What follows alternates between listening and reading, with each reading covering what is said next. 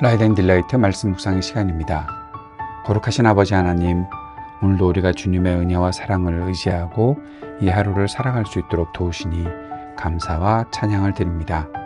오늘 우리의 눈을 떠서 주님의 임재와 주님의 통치를 바라볼 수 있기를 원합니다.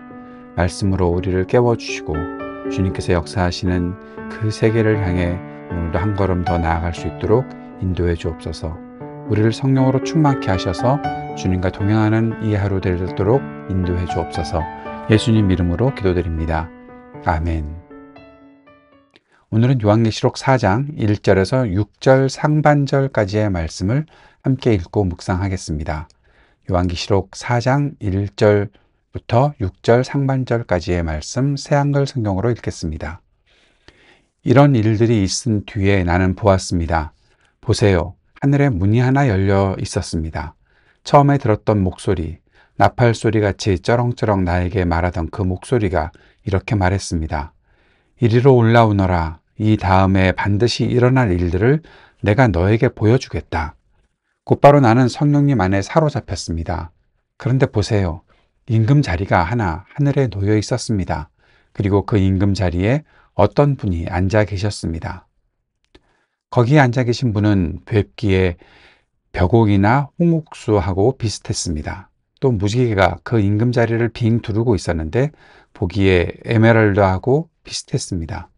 그 임금 자리를 빙 둘러서 24개의 임금 자리가 있었습니다. 그 임금 자리들 위에는 24명의 원로들이 앉아 있는데 흰 옷을 둘러 입고 있었습니다. 그들의 머리에는 금으로 된 월궤관이 있었습니다. 또 임금 자리에서 번개들과 소리들과 천둥들이 나오고 있었습니다. 7개의 횃불이 그 임금 자리 앞에서 타고 있었는데 그것들은 하나님의 7 영입니다. 그 임금 자리 앞에는 유리바다 같은 것이 있었는데 크리스털하고 비슷했습니다. 아멘. 요한계시록 2장과 3장에서 우리가 7 교회에 주시는 주님의 말씀을 보았습니다. 2장 3장이 7 교회의 현실 문제를 다루면서 지상 교회를 보여주었다면 4장에서는 하늘의 문이 열리고 요한은 하늘 예배의 모습을 볼 수 있게 초대된 장면을 보게 됩니다. 이것은 고난 중인 교회들에게 진정한 예배의 중심과 또 교회 그들의 정체성을 알게 하기 위한 것이다 라고 볼 수 있습니다.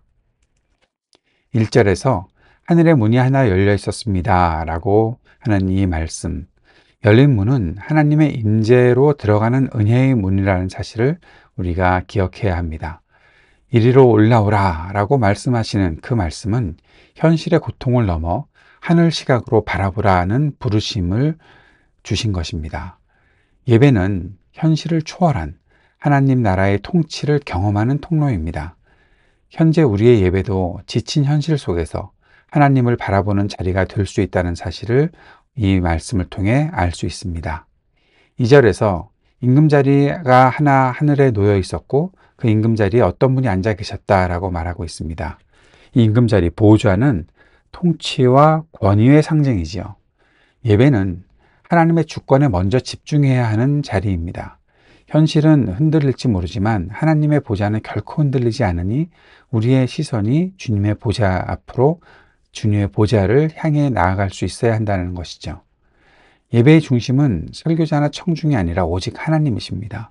우리가 이 사실을 알지 못하면 우리는 예배의 자리를 아무리 지키고 있다 하더라도 그 자리가 온전한 예배가 될 수는 없는 것이죠. 예배의 중심에서 오직 하나님께 우리의 시선이 맞추어져 있어야 합니다.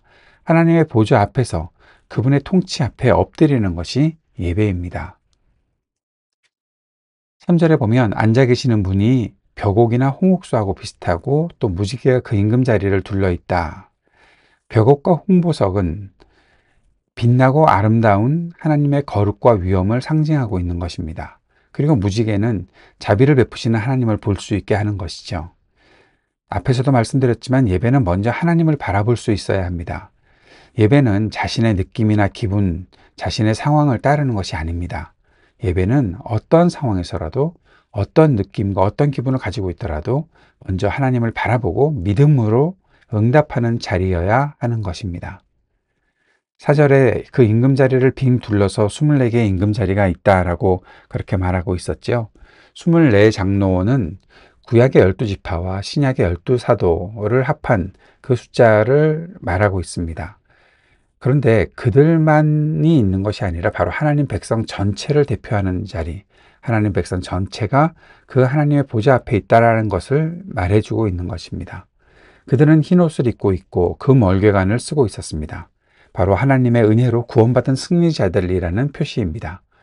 예배는 혼자 드리는 것이 아니라 하나님 백성 공동체와 함께 드리는 것입니다. 우리가 개인적인 삶에서 예배할 수 있겠지만 그러나 그 예배가 함께 하나님 백성 공동체와 연결되어 있어야 한다는 것이죠. 공동체의 예배를 소홀히 한다? 그것은 예배자의 본분을 다하지 못하는 것이라 생각해야 합니다. 5절에서 번개들과 소리들과 천둥들이 나오고 있었다. 그리고 7개의 횃불이 있다. 라는 말씀이 있습니다. 이것은 출애굽기 19장에서 시내산 사건을 연상할 수 있죠. 시내산에서 하나님의 현존이 나타났을 때, 하나님께서 나타나셨을 때 번개와 소리들, 천둥들이 있었습니다. 사람들이 두려워할 수밖에 없었지요. 그리고 7개의 횃불은 하나님의 7영이다라고 말해주고 있습니다. 성령의 임재와 역사하시는 것을 말하고 있죠. 예배는 가볍고 편한 시간이 아닙니다. 경건과 경외함으로 하나님을 마주하는 시간이 바로 예배입니다. 예배는 그래서 익숙함보다 경외함으로 나아갈 수 있어야 합니다. 영과 진리로 예배드리는 자를 주님께서 찾으신다 했으니 우리가 내가 편안한 예배를 추구하는 것이 아니라 영과 진리로 드리는 예배 앞에 있어야 하는 것이죠. 6절 3반절에 유리바다 같은 것이 있는데 크리스탈하고 비슷하다. 유리바다는 고요하고 맑은 것입니다. 하나님의 거룩한 임재는 정결함과 평화가 있다는 사실을 알려주고 있습니다. 예배는 우리의 마음, 우리의 삶을 씻고 하나님 앞에 정결하게 서는 자리입니다. 분주한 일상을 멈추고 하나님을 바라보는 시간이어야 합니다. 요한계시록 당시의 교회는 로마의 박해와 황제 숭배, 우상 숭배의 압박이 있었죠. 그들에게 예배는 생명을 건 신앙의 고백이었습니다. 그러한 위기의 교회에 하늘의 보좌를 바라보는 환상이 주어졌던 것이죠. 현재 우리는 어떨까요? 세속주의, 자기중심적 신앙의 위기를 겪고 있는 것은 아닌가 생각해 보아야 합니다. 때로 예배가 일상에서 선택하는 옵션처럼 느껴지는 것이 혹시 우리의 현실, 모습이 아닐까요? 일상의 분주함에 지친 우리에게 이 계시록을 묵상하면서 예배를 생각해야 하는 것, 바로 예배의 본질을 다시 생각할 수 있는 것은 큰 도전이고 매우 중요한 도전이다 생각합니다. 예배는 단순한 모임이 아닙니다. 예배는 하나님의 보좌 앞에서는 실제 주님과의 만남이라는 사실을 기억하십시오. 삶의 무게가 힘들겠지만 우리는 이 땅에 서서 하늘을 바라보는 시선을 가질 수 있어야 합니다.